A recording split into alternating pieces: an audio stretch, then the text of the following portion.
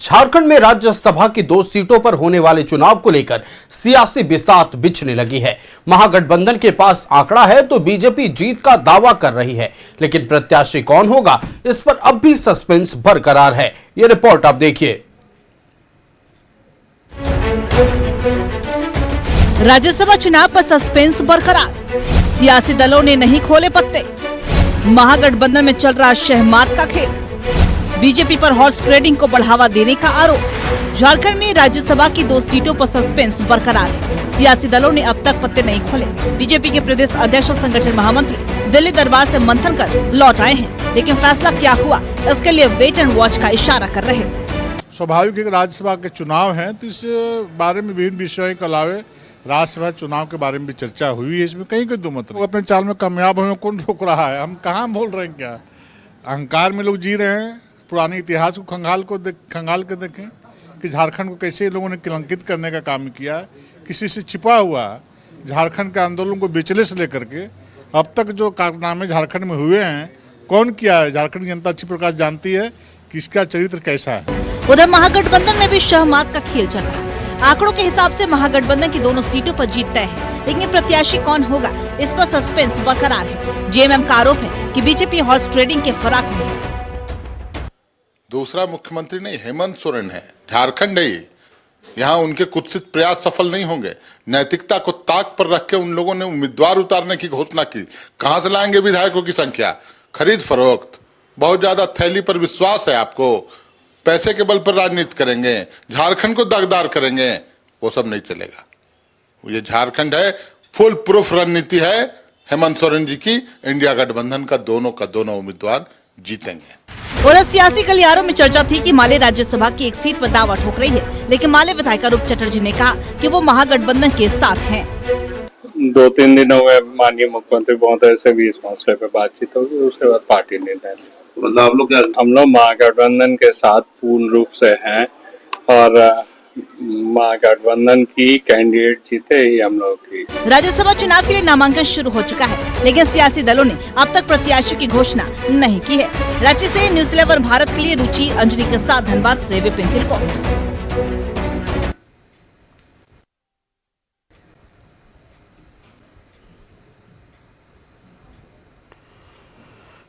तो देखिए, राज्यसभा चुनाव को लेकर राजनीतिक सरगर्मी बढ़ी हुई है, सियासी बिसात बिछ चुके हैं, लेकिन महागठबंधन की ओर से या फिर एनडीए की ओर से प्रत्याशी कौन होगा, सस्पेंस अब भी बरकरार है। आंकड़ों की बात कर लें तो महागठबंधन के पास 2 राज्यसभा सीटों के लिए कुल 56 विधायकों की संख्या है, लेकिन दूसरी तरफ अगर हम एनडीए की बात करें तो 1 सीट के लिए जहां 28 विधायकों की जरूरत है, एनडीए के पास महज 24 विधायक हैं। 4 विधायकों की संख्या कम है, लेकिन फिर भी भारतीय जनता पार्टी हो या एनडीए के तमाम घटक दल के नेता ये कह रहे हैं कि हमारा प्रत्याशी चुनाव में उतरेगा। देखिए, 1 तारीख से अधिसूचना जारी कर दी गई है राज्यसभा चुनाव को लेकर। नामांकन की प्रक्रिया शुरू हो चुकी है, लेकिन अब तक किसी भी प्रत्याशी ने अपना नामांकन नहीं किया है। 8 तारीख तक नामांकन होने वाला है, यानी कि नामांकन की आखिरी तारीख 8 जून है और 8 जून से पहले यह स्पष्ट हो जाएगा कि महागठबंधन में क्या दोनों सीट पर झारखंड मुक्ति मोर्चा का प्रत्याशी होगा या फिर जैसा कांग्रेस पार्टी दावा कर रही है कि एक झारखंड मुक्ति मोर्चा का होगा आंकड़ों के अनुसार और दूसरा सीट जाएगा कांग्रेस के खाते में। लेकिन कांग्रेस को भी अगर दूसरे सीट पर जीत दर्ज करनी है तो जहां उनके पास महज 16 विधायक हैं, उन्हें भी महागठबंधन के साथी दल यानी झारखंड मुक्ति मोर्चा, राष्ट्रीय जनता दल और भाकपा माले की जरूरत होगी। एनडीए की ओर से यह दावा किया जा रहा है कि प्रधानमंत्री नरेंद्र मोदी की विचारधारा से प्रेरित होकर जो 4 विधायकों की संख्या कम है वो भी पूरी तरह से भर जाएगा, यानी 28 विधायकों का साथ मिल जाएगा और 1 सीट एनडीए जीतेगी। संवाददाता रुचि हमारे साथ लाइव जुड़ रही हैं, रुचि से बातचीत करते हैं। रुचि, देखिए, राज्यसभा चुनाव को लेकर 1 तारीख को अधिसूचना जारी कर दी गई है, सियासी बिसात पूरी तरह से बिछ गई है, लेकिन प्रत्याशी के नाम पर सस्पेंस अब भी बरकरार है। मंथन का दौर लगातार चल रहा है। महागठबंधन में भले ही पर्याप्त संख्या बल है, लेकिन अब यह स्पष्ट नहीं हो पाया है कि दोनों ही सीट पर क्या झारखंड मुक्ति मोर्चा का प्रत्याशी होगा या फिर महागठबंधन में बंटवारा बराबर का होगा, यानी एक सीट कांग्रेस के खाते में, एक सीट झारखंड मुक्ति मोर्चा के खाते में। दूसरी तरफ अगर हम बात कर रहे हैं एनडीए की, तो 4 विधायकों की संख्या भले ही कम है, लेकिन कॉन्फिडेंस भारतीय जनता पार्टी और एनडीए के खेमे में नजर आ रहा है। आयुष, सही कहा आपने, महागठबंधन ने अपने पत्ते नहीं खोले हैं। 2 सीटों पर क्या जेएमएम अपने कैंडिडेट उतारेगी, क्या एक सीट पर जो दावेदारी कांग्रेस की है तो कांग्रेस को मौका देगी, या फिर जेएमएम एक ही सीट पर अपनी उम्मीदवार उतारेगी। तो ऐसे में देखिए सस्पेंस जो है वो बरकरार है महागठबंधन की तरफ से। दूसरी तरफ देखिए अगर बीजेपी की बात करें, यानी कि भारतीय जनता पार्टी की बात की जाए, तो भले 4 अंक गणित में 4 संख्या जो है वो कम हो रहे हैं, 4 की संख्या 4 पर टिके हुए, लेकिन कॉन्फिडेंस जो है वो फुल दिख रहा है, यानी कि फुल कॉन्फिडेंस में बीजेपी है कि वो अपना कैंडिडेट उतारेगी भी और उनके कैंडिडेट जीत भी दर्ज करेंगे।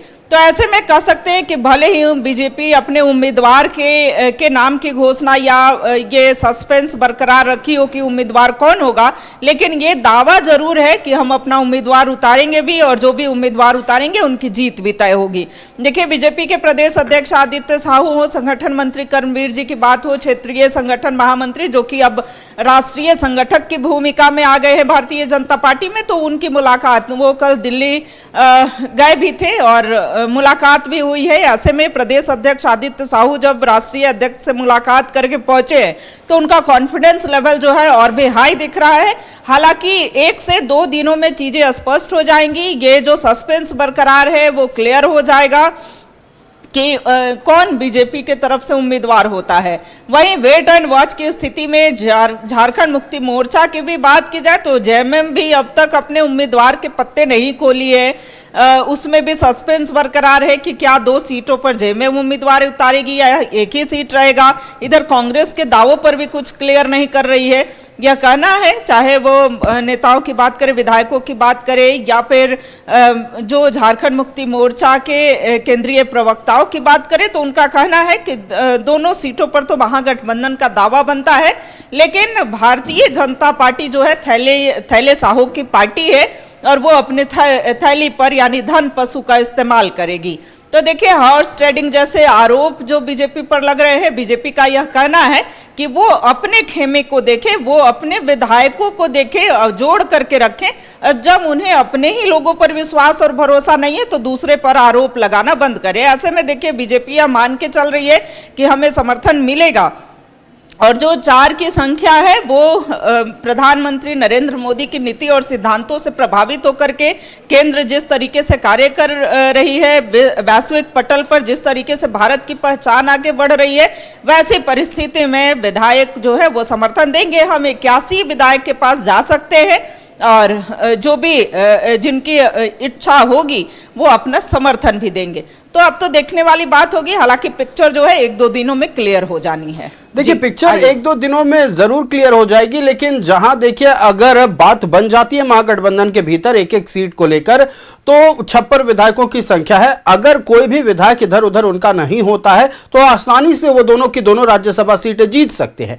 लेकिन अगर हम एनडीए की बात कर रहे हैं तो महागठबंधन के कुछ विधायकों के साथ तो जरूर होगी, लेकिन एक थर्ड फ्रंट है जो कि जयराम महतो का फ्रंट है। जयराम महतो को मनाना इस बार सबसे बड़ा विषय होगा। जयराम महतो जिसका साथ देंगे उसी की गाड़ी आगे बढ़ेगी। रुचि जेल के चूंकि एक ही की संख्या है, लेकिन संख्या भले एक हो, लेकिन वो किधर का रुख करते हैं, क्या वो एनडीए खेमा का साथ देंगे, झारखंड मुक्ति मोर्चा के साथ आएंगे, तो ये सवाल उठता है। देखिए दूसरी तरफ आरजेडी की भी बात की जाए तो आरजेडी पर भी डिपेंडेंसी है। आरजेडी के पास भी 4 विधायक हैं, कांग्रेस के पास भी पर्याप्त संख्या बल नहीं है। देखिए भारतीय जनता पार्टी के जो प्रदेश अध्यक्ष हैं आदित्य साहू, उन्होंने कहा कि कांग्रेस किस मुंह से दावा कर रही है, उनके पास भी तो संख्या नहीं है। लेकिन ये अपना इतिहास एक बार देख ले। अगर पिछले इतिहास की बात करें तो हॉर्स ट्रेडिंग जैसे कई मामले, धन पशु की बात वो ना करें, चूंकि इससे पहले उन्होंने इसका प्रयोग किया हुआ है। देखिए आरोप प्रत्यारोप का दौर भले चल रहा हो, लेकिन लोगों के मन में ये सस्पेंस बरकरार है, इंतजार है कि अब की जो बीजेपी की तरफ से उम्मीदवार कौन होगा और जो उम्मीदवार होगा क्या वो 28 की संख्या जुटा लेगा हालांकि बीजेपी के कॉन्फिडेंस को देख करके यह लग रहा है कि बीजेपी जो है वो बातचीत, तो देखिए इससे पहले कांग्रेस से ही नेता प्रदीप बाल अगर नेताओं की बात करें, उन्होंने आरोप भी लगाया था और यह कहा था कि जेएमएम और बीजेपी जो है वो मिली है, एक सीट जेएमएम के खाते में जाएगी और एक जो है बीजेपी उस पर कैंडिडेट उतारेगी, जीत तय मानी जा रही है। तो देखिए इस तरह की जो अटकलें हैं या फिर आरोप है वो भले लगे हैं, लेकिन अब तो समय काफ़ी नज़दीक आ गया है और जल्दी ही केंद्रीय चुनाव समिति जो है वो घोषणा कर देगी कि बीजेपी का कैंडिडेट कौन होगा। और इधर जेएमएम भी उसके बाद या फिर उससे पहले, चूंकि झारखंड मुक्ति मोर्चा ने भी अब तक क्लियर नहीं किया है कि कौन कैंडिडेट होगा, तो झारखंड मुक्ति मोर्चा भी जल्द ये चीज़ें स्पष्ट कर देंगी। आपने कहा कि JLKM का रुख किधर होता है, यानी कि जयराम महतो किधर का रुख करते हैं, ये भी देखने वाली बात होगी। वहीं देखिए आरजेडी की बात की जाए, आरजेडी के विधायकों का रुख किधर होता है। हालांकि वो सभी कह रहे हैं कि महागठबंधन जिधर नेता हमारे तय करेंगे वहीं हमारा रुख होगा और हमारा मकसद ये नहीं है, हमारा मकसद है कि कैसे इंडी गठबंधन यानी कि महागठबंधन इंटैक्ट रहे। जी जाहिर तौर पर देखिए महागठबंधन इंटैक्ट रहेगा तभी जो दावे 2 सीटों पर जीत की कर रहे महागठबंधन के तमाम घटक दल वो सफल हो पाएगा। रुचि, आपका हमारे साथ जुड़ने के लिए और तमाम जानकारियां दर्शकों तक पहुंचाने के लिए बहुत शुक्रिया। बने रहिएगा, एक और बड़ी खबर पर आपके जरिए जानकारी दर्शकों तक पहुंचाएंगे।